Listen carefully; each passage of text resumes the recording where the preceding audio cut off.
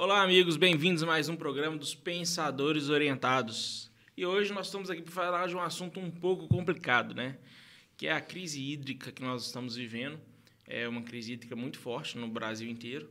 Aqui onde nós estamos situados, em Belo Horizonte, ela também está...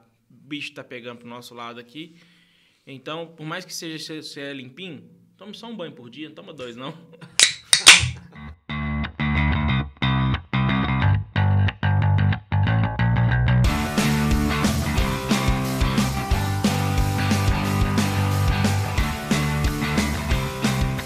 E para falar um pouquinho mais desse assunto, está aqui comigo Gustavo Gurgel. Oi, pessoal. E Igor Figueiredo. Fala, galera. Então, gente, só para introduzir um pouco o assunto, a gente está com um nível muito baixo de chuvas desde o início do ano e os reservatórios de água estão comprometidos, né? Então, por isso, as contas de água estão aumentando, conta de luz aumentando. A gente tem aí várias partes que podem ser causadoras disso, né? Mas quem está por dentro desse assunto hoje é o Gustavo Gurgel e ele vai explicar um pouquinho mais para vocês. Nosso guru. Dentro dos limites, né, do razoável. Não tá entrando no rio, porque senão suja. Bom, pessoal, vamos conversar sobre esse problema sério aí, né? Recentemente, eu estava escutando algumas pessoas conversarem sobre esse período que a gente está vivendo, que de fato, assim como o ministro de Minas e Energia falou em rede nacional, a pior crise hídrica que a gente está tendo nos últimos 91 anos. 91 anos. Coisa, né? E me conta, como é que foi coisa. essa crise hídrica anterior? Na verdade, a gente vem com problema de reservatório desde 2020, né, seu inquisitor? Mas eu quero saber essa de 91 anos atrás, porque você já pegou ela, né? Formal fez bem, meu amigo. Agora que eu entendi. Eu tava Vou te falar, viu? Cara, mas você pensa, a gente tendo avanços de estrutura de energia eólica e energia solar, país afora, principalmente no Nordeste, né? Em função da incidência de muitos raios solares e muita ventania, e ainda assim a gente está com a situação severa, principalmente na região Sudeste e Centro-Oeste. Porque, segundo o Operador Nacional do Sistema, a gente tem 4 sub-regiões no país, né? Que é Norte, Nordeste, Sudeste, com Centro-Oeste, Sul e... Deixa eu pegar minha cola aqui. Na verdade, é Sul, Sudeste, Centro-Oeste, Nordeste e Norte. E a região Sudeste com Centro-Oeste é a que depende... O sistema elétrico integrado nacional ele depende muito mais das reservas hídricas que tem dessa região Sudeste e Centro-Oeste. E a gente está com níveis abaixo de 30%. O que está comprometendo a geração de energia. As hidrelétricas não estão dando conta de entregar os gigabytes não, né? Os gigabytes da internet. Gigabytes da internet. Os gigawatts. Suficiente para manter funcionando toda a demanda de energia no país afora. Com isso, qual que é o resultado? Tem que acionar usinas térmicas, que o custo é altíssimo, né? Eu estava ouvindo alguns podcasts recentemente aí, falando que o custo da produção da energia, um determinado um conjunto de forças que a energia hidrelétrica produz, fica em torno de R$180 por, acho que quilowatt, um negócio assim, ou gigawatt. Enquanto energias térmicas podem chegar até R$1.000. E isso está impactando, né? Isso está impactando nesse negocinho aqui que chega na casa da gente. Todo mês, né? Que tá vindo bem carinho. Que tá vindo bem cara, né? Porque no finalzinho você vê aqui bandeira vermelha P2. A gente já tá pagando bandeira vermelha P2. E agora o governo, a partir de setembro, né, até abril de 2022, setembro de 2021 a abril de 2022, criou a bandeira agora de escassez hídrica, que reajustou em quase 50% a bandeira P2 na conta. Então, todo mundo que consome acima de 100 kW por mês vai pagar um valor de R$ 14,20 por 100 kW na conta todo mês. E isso já vem embutido na conta, com seus impostos e tudo mais. Espera-se que esse impacto na conta seja de mais ou menos 7%. 7% de aumento nas contas residenciais. Eu vou até olhar na minha conta, eu não trouxe ela não, mas eu tô achando que ou eles me cobraram errado, porque esse mês agora de setembro, só de bandeira vermelha eu tô indo pagar quase R$47. Eu consumi lá tantos 200 e poucos quilowatts, Mas peraí, se é R$9 a bandeira... 9,49, a bandeira P2, vermelha P2. 9 vezes 3 seria, né, 27, R$28. Mas é porque tem impostos em cima.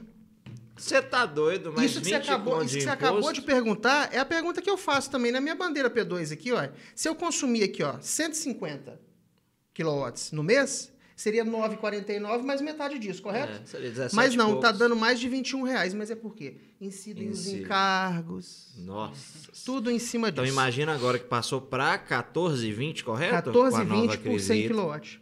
E isso vai vigorar até abril do ano que vem. Percebam o tanto que isso vai frear o crescimento que o Brasil precisa nos próximos meses aí, assim que a pandemia der uma arrefecida. Não, eu acho que vem muito do acúmulo de estudo, né? A pandemia ajudou isso, por causa da questão dos... O pessoal tá mais de home office, ficando mais em casa. Consumo de energia aumentando. Consumo de energia aumentando. E, querendo ou não, às vezes... foi uma brincadeira no início, mas a gente sabe o que acontece. Às vezes as pessoas em casa... tomam 2 banhos, sendo que fosse pro serviço só tomaria para ir, ou só tomaria quando chegasse. Isso dá um impacto também. Agora, uma coisa que eu queria perguntar para o Gustavo, se ele tem essa informação, é que, enfim, não perco a cabeça aqui agora, porque eu esqueci de pesquisar isso, vocês me perdoem. Será que a falta do horário de verão comprometeu isso em algum aspecto? Falou-se sobre isso recentemente, alguns especialistas. Os anos que tiveram horário de verão... Os estudiosos dessa questão hídrica disseram que as economias nunca passavam de 5% do consumo naquele período que vigorou o horário de verão. Agora, eles estão retomando essa discussão, mas com 2 ponderações. Qualquer economia agora é válida. Por outro lado, a economia que o horário de verão confere ao sistema elétrico não vai ser suficiente para a dimensão do problema. Então, já estão começando a pressionar o presidente, inclusive, para retomar isso, né, reimplantar o horário de verão, nesse ano que é o ano de crise hídrica pior aí dos 91 anos. E quem disse isso foi o ministro de Minas e Energia em rede nacional. A pior crise hídrica nos últimos 91 anos. E os dados, eles corroboram, né? De fato, a gente tinha experimentado algo similar no ano de 2013, né, com o ano de 2014, que não sei se todo mundo recorda que começou a usar os reservatórios... volume morto, isso, né? Que aí criou... Teve muito isso em São Paulo, né? Exatamente, no Cantareira. Isso, exatamente. E, né, nas outras que abastecem aí Brasil afora. E a gente está começando a perceber que esses índices estão repetindo, né? Está na casa aí alguns de 50, outros de 30.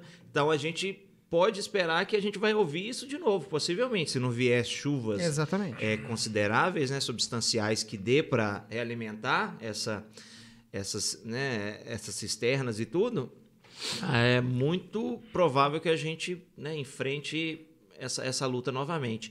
E trazendo um dado também que você comentou, né, que hoje a gente tem energias renováveis, que a gente precisa criar, né, mecanismos, incentivos para que isso chegue à casa dos brasileiros, né, abastecer, né, uma rede de distribuição, que é um dos principais gargalos que hoje existe, né, para poder dar vazão a essa energia, é que 63% do consumo da nossa energia são de fontes hidrelétricas. Ou seja, exatamente.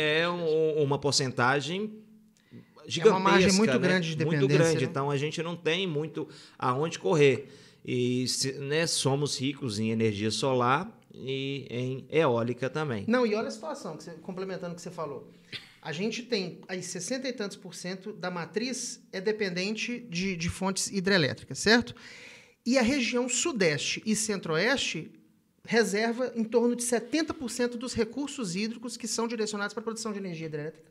Olha como é que os fatores vão se convergindo e fazendo com que a situação se torne cada vez pior. Não tem chuva, a caixa d'água hídrica do país está toda na região sudeste e centro-oeste, que está prejudicada de chuvas. E não sei se vocês viram, isso também está relacionado com o efeito da laninha, né? Porque ela resfria as águas do Pacífico e intensifica o evento de chuva na região nordeste e impõe uma seca muito severa na região central e sudeste do país, exatamente onde tem 70% do recurso hídrico de produção de energia. Olha que loucura. Que aí complica mais ainda. Essas questões de energias renováveis, elas são muito boas, mas elas são muito caras ainda, né? Hoje, o custo de implantação. O custo de implantação. Não, e a rede de distribuição também, né? Porque além do equipamento, imagina, esse é um dos principais gargalos. Eu me lembro que quando numa empresa que eu trabalhei antigamente, começou a fazer as pás eólicas da GE, que hoje detém aí o mercado. De vez em quando você vê uma sendo transportada das estradas. Aquelas coisas fora. gigantes, né? Geralmente pela 381 isso, ali, isso. aonde costuma. E na época, isso lá em 2012 e tudo, o governo tinha falado que ia dar um incentivo, mas isso ficou parado mais de 5 anos, né, de financiamento de BNDES para poder alimentar, porque é um dinheiro gigantesco para poder trazer a rede de distribuição. Né? A infraestrutura é muito cara. Além da infraestrutura do equipamento, você trazer uma energia lá do Nordeste para o Sul, né? Você tem que... Olha o trajeto. Exatamente. Então, energia solar é muito complicado ainda. Se você estiver assistindo meu vizinho, eu estou brincando, mas deu uma invejinha do meu vizinho agora, ele colocou energia solar total. Ele literalmente desligou o relógio da CEMIG e só tem. Ele deve estar economizando uma boa grana, 100%. Agora, isso que o Igor falou é interessante porque os reservatórios do Norte e do Nordeste estão todos confortáveis, né? Não sei se vocês viram os números, né? Os reservatórios que contribuem com o Sistema Integrado Nacional no Norte estão com 69,44% do seu volume útil. No Nordeste, 48,53%. A região Sudeste e Centro-Oeste, 20,66%. Lembrando que aqui a gente tem Furnas e Três Marias. Três Marias, inclusive, da Bacia de São Francisco, né? Três Marias ela contribui com 1,15% da demanda de energia hidrelétrica no país e está com 48,11% do seu volume. Furnas, que contribui... Olha esse número. Furnas contribui com 17,21% de todo o consumo de energia, ou seja, oferta, né? 17,21% de 100% da energia que é consumida no país, e ela está com 16,8% de volume. Baixíssimo. Olha a situação. Muito Aí cedo. os técnicos do ONS, da ANEEL, já estão discutindo a possibilidade de fazer a transferência de energia daquela que é produzida no Norte e no Nordeste em função desse volume confortável, esse volume confortável no Norte e no Nordeste, para a região Sudeste e região Sul, que é onde a situação está bem severa de incidência de chuva. Só que aí também tem a questão da transmissão. Você trazer energia do Nordeste para a região Centro-Sul, isso pode estressar o sistema. Eu estava vendo um especialista falando sobre isso recentemente num podcast da Folha, que até isso tem limitação. Mas como o sistema é integrado, né? Isso foi, inclusive, estabelecido, acho que em 2015, se não me engano. As regiões produtoras de energia, que são as 4 no país, elas são integradas, né, e cooperativas. Então, quando uma região está passando um problema, aí transfere uma energia de um lugar para outro e assim elas vão produzindo sinergia, né? A gente tem que... O foco do Brasil hoje, para mim, na minha opinião, tem que ser o mais voltado para as energias renováveis, né? A gente sabe que... Tem espaço, né? Tem espaço. Ainda é um custo muito alto. E... No começo começou-se alguns descontos aqui, descontos ali, mas nada muito atrativo para você começar a colocar uma energia solar em casa, etc. Energia eólica, a gente tem o problema, né, que a nossa antiga presidente falou que não dá para estocar vento, mas na verdade o que ela queria dizer é que a armazenagem da energia produzida pelo vento. Pelo vento acabou, né? Depois disso, acabou. Ela não consegue ser armazenada, né? Ela tem que ser consumida a partir do momento que ela está sendo gerada. Isso. Então, gerou, tem que consumir. Ela não existe uma subestação de armazenamento igual existe nas hidrelétricas. Imagina o tamanho do capacitor para poder reservar energia, assim. Teria que ter... Porque são os capacitores, né? Você sabe melhor do que a gente, né? Você sabe melhor do que a gente. São eles que armazenam energia, imagina. Mas Pit System. Eu acho que chama isso, se eu não estiver enganado. Olha aí, tá vendo? Tá vendo? O cara manja, o cara não é brincadeira aqui não, viu, Ricardo? Mas aqui, olha só pra você ver, né? Essa vida dá voltas. E vocês que estão nos assistindo aí do Norte e Nordeste devem estar falando assim, tá vendo? Há anos atrás, o pessoal lá do Sul-Sudeste, essas brigas idiota e regionalizadas, mas que acontece, eu quero focar aqui, porque a gente... muitos idiotas, eu vou usar esse termo, né? Ficar falando lá, né? O Nordeste fica usando energia e tudo, porque sempre teve costumeiramente, né? E tradicionalmente era uma região sempre seca, que nunca chovia, mas a gente está vendo pelo contrário, né? Que os reservatórios lá estão cheios, porque de fato lá teve essa mudança, né? Vamos dizer assim, ambiental. É o efeito do Laninha também, né? Que está intensificando a onde chuva que eu quero lá. entrar isso com essa questão que envolve tanto o desmatamento, que o que hoje acontece na Amazônia ele tem reflexo direto aqui com a gente, né? Porque a gente precisa daquele bioma lá conservado para a chuva chegar aqui. Então, isso é muito importante. Exatamente. E, né, todo esse efeito estufa, essa alteração do clima que a gente está percebendo. Então, né, isso eu só queria destacar, porque como que dá a volta. E lembrando que hoje o Brasil detém 12% da água doce do planeta. Da América do Sul, 53%. Então, nós somos ricos em água. O problema nosso, e aí onde que eu trago já para a nossa segunda pauta que eu li, é sobre o desperdício da água. E o nosso setor que mais gera renda para o PIB, que é o de agricultura, esse setor ele perde mais da metade. Mas não, ele perde até a metade, eu acho que é 47% a 48% do consumo de água que a agricultura usa, ela é muito desperdiçada. Alto, né? Ou seja, a gente precisa aí, as agências Embrapa, MAPA, Ministério da Agricultura, eles precisam estar na hora de tentar mudar essa situação, criar um mecanismo que esses agricultores eles consigam reutilizar essa água e não desperdiçar. Porque... Até existe alguns, né? O problema é que são muito caros. A nossa questão muito da... exato, fazer uma coisa que seja um custo mais barato, né? Todo esse movimento são os movimentos que a gente tem que ver que, tipo, o Brasil, ele ainda tem o famoso custo Brasil, né? Um custo muito alto. Então, a gente detém todas as tecnologias, não é que a gente detém. Existem todas as tecnologias para resolver esse problema.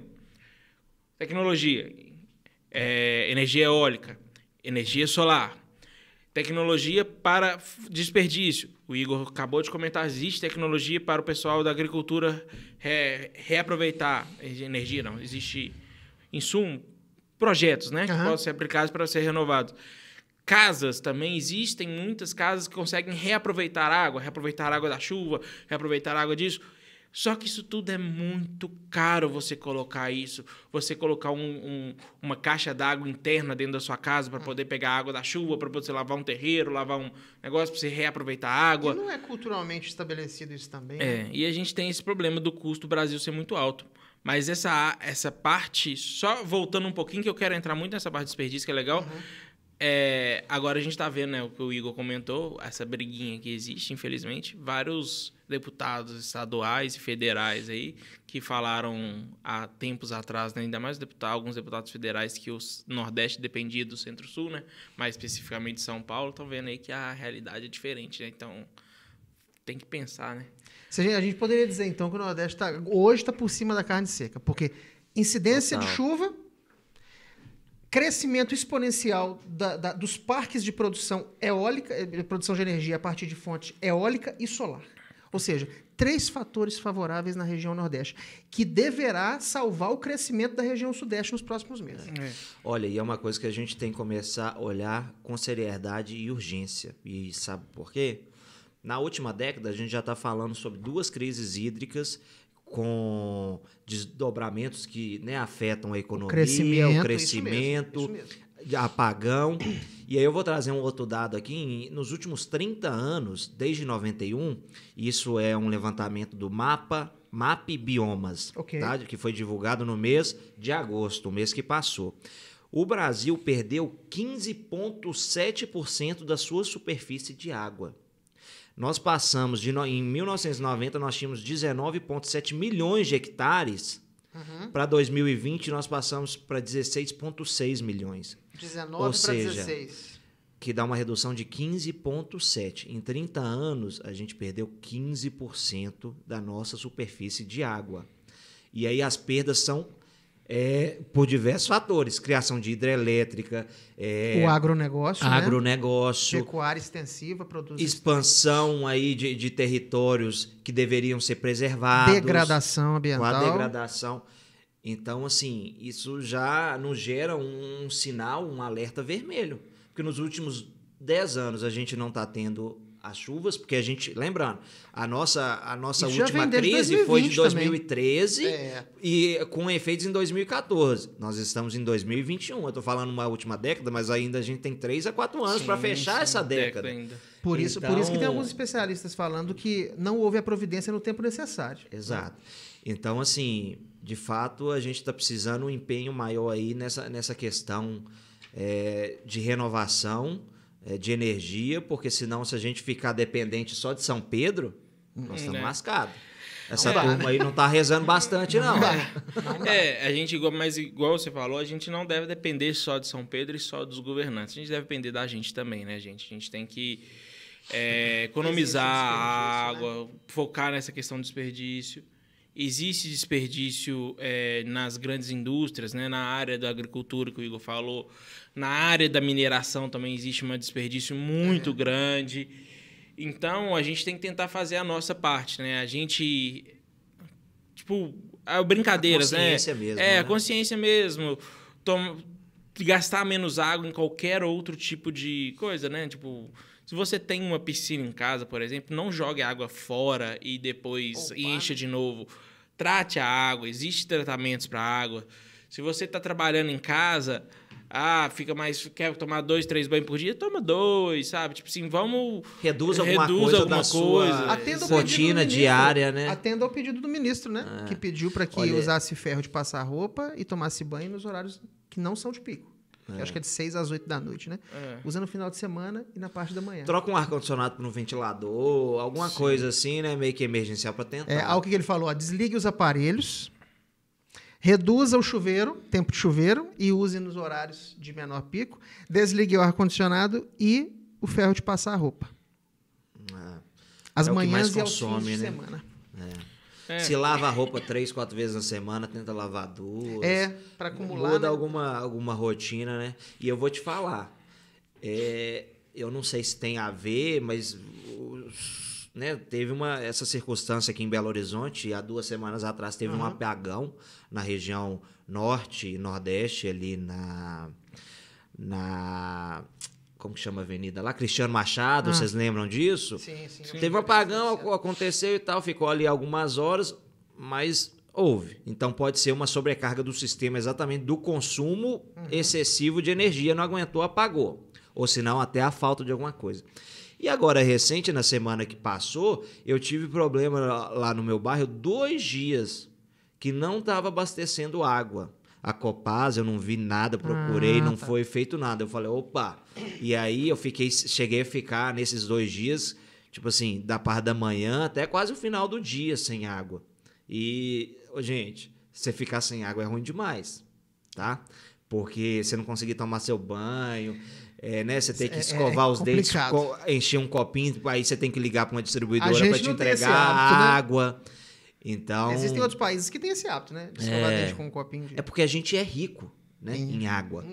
Né? Os e nossos isso números produz isso são... que o Ricardo estava falando, que é por exemplo, alguns hábitos que a gente tem em função da fartura, né?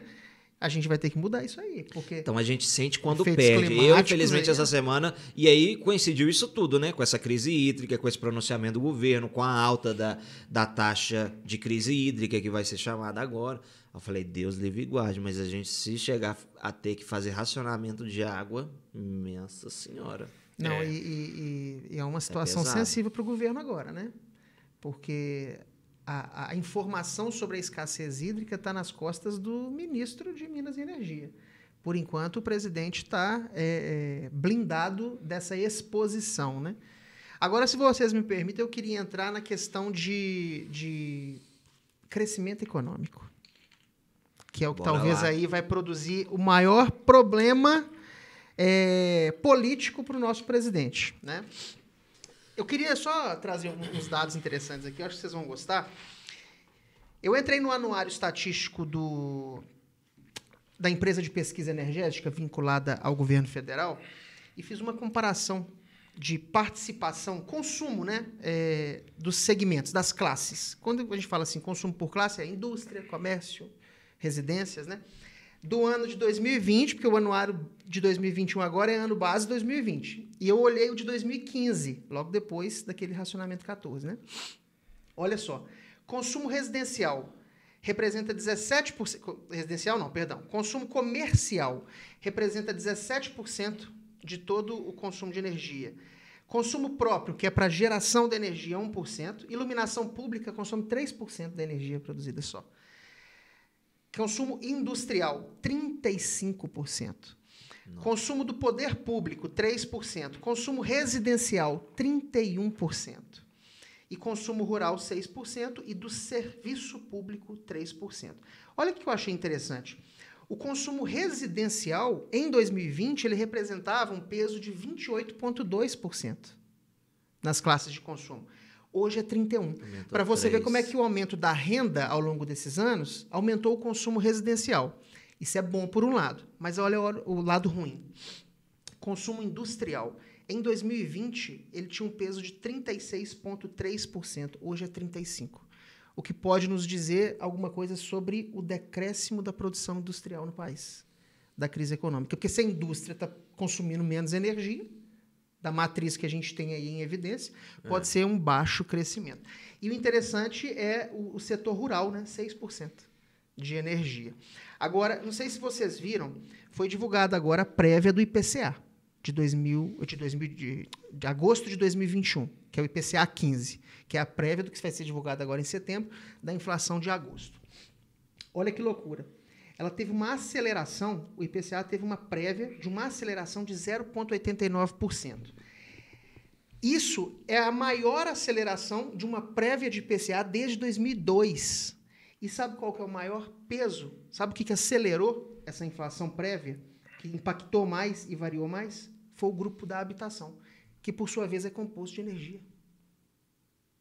Ou seja, puxando a inflação, né, impulsionado pelo custo da energia. Segundo o IPCA, no ano, né, de janeiro até agora, a inflação está na casa de 5,81%. E dos últimos 12 meses, 9,30%. Aí isso aqui, ó, aí isso tudo que a gente está falando vai provocar isso aqui, ó. Notícia de ontem da Folha de São Paulo. Piora da crise hídrica impacta planos de empresas e ameaça a economia até 2022. Lembrando que a situação pior da crise hídrica pode acontecer em novembro, que é o final do período seco, onde o Sistema Integrado Nacional já vai estar no limite do estresse. Então, e se a gente tiver um efeito prolongado do Laninha, e aí, como é que nós vamos fazer? Será que o governo de Jair Bolsonaro vai ter um apagão no seu currículo de primeiro mandato? Não, é só crise, né? Puta merda. Não, mas esses números, assim... Essa questão do residencial com industrial, eu até vejo, talvez, não sei, né? Mas é uma percepção minha, já que um subiu 3% residencial e o outro reduziu 1 e pouco, o industrial. Às vezes pode até ser também um efeito dessa mudança de trabalho, né? Que as pessoas muito saíram da indústria e foram para casa também. Talvez isso seja um reflexo por conta da pandemia e aí o consumo acaba aumentando. Mas que, de fato, esse impacto, né, nos planos políticos para 2022 ao governo Jair Bolsonaro vai respingar, vai impactar... Porque a expectativa era o crescimento econômico melhorar a popularidade. E se a gente tiver um problema de energia no país nos próximos meses? E lembrando que o problema, além da energia, o problema hídrico, aí as pessoas podem se recordar, no começo do ano a gente falava aí em inflação em torno de 4%, hoje já a expectativa é de 5 para 7. Bem para cima. Para 7. A real, bem para cima. Aí, ao acumular dos 12 meses, você está falando aí, já está nos 9 e pouco, ou seja, a gente já está quase chegando nos 2 dígitos. 9,30. 9,30. Acumulado de 12 meses IPCA. Isso reflete na prateleira de todo mundo, porque hoje você vai no supermercado, R$200 não vale mais nada. Você compra... Dependendo do que você compra, você não enche 2 sacolas, né? Antes a gente falava R$100. Hoje eu já estou falando 200, porque qualquer coisinha que eu estou comprando hoje no supermercado é 150, R$170. Todo mundo vendo isso. Gasolina que a gente ficava tirando o sarro aí, meme, zoando, que não chegava a 6, já tá quase batendo a 7 em alguns lugares do país. Belo Horizonte você já acha gasolina a R$7 o litro. Gasolina comum em algumas regiões. Então, de fato, a gente tá Aí a gente precisando reorganizar, tá tudo fora do controle. Junta isso, a pandemia que nós estamos vivendo. Insegurança dela mais pra frente, né? Mais Se pra vai frente, liberar ou a não gente vai. não sabe como é que vai ser, porque já tem vários países na Europa fechando novamente, voltando a lockdown. E agora em Minas, vocês viram que semana passada, essa semana, né? Foi diagnosticado algumas carnes com a doença da vaca louca, né? É uma tempestade de... Tá doido. Não, e hoje, você sabe com que notícia que eu vim? Hoje, chegando aqui para gravar, que no estado de Minas e no Brasil todo vão recolher não sei quantos milhões de um lote da Coronavac, porque foi produzido em um laboratório na China sem aprovação da Anvisa. Ou seja, o papai aqui que precisa tomar a segunda dose, que essa semana que vem da Coronavac... Vai esperar mais. Se ferrou, porque o estoque em Meu Deus. Minas Gerais é de 1.200.000. E quanto que é o 800 lote? mil é desse lote, ou seja, vai recolher tudo. 70%? Ah, 60%? nem 70%, fiz essa não sei. conta, mas é altíssimo. A gente Ou tomaria seja, dia 8, né? A Brasil afora aí, quem tá esperando o Coronavac... eu acho Pode ser que tenha problema. Vai ter um problema. Então, Nossa, assim, gente. gente, só tá vindo notícia ruim, tá? só Então coisa- é com essas notícias que nós encerramos o programa de hoje. Esperamos que você tenha ficado animado igual Não a dá. gente. Não dá. Agora eu fico me perguntando o que as pessoas vão comemorar no dia 7 de setembro. Vai fazer o que? Tá indo fazer o que Gasolina na... R$7. Pelo amor de Deus, gente.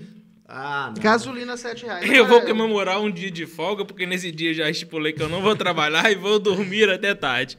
Então, eu gente, vou muito trabalhar. obrigado por ter assistido o programa até agora. E nos vemos na semana que vem. Tomara que com boas notícias dessa vez. Obrigado, Tomara que pessoal. dê pra tomar banho pra vir aqui semana que vem. Valeu, gente. Abraço. Tchau, até mais, Tchau. pessoal. Você tá doido.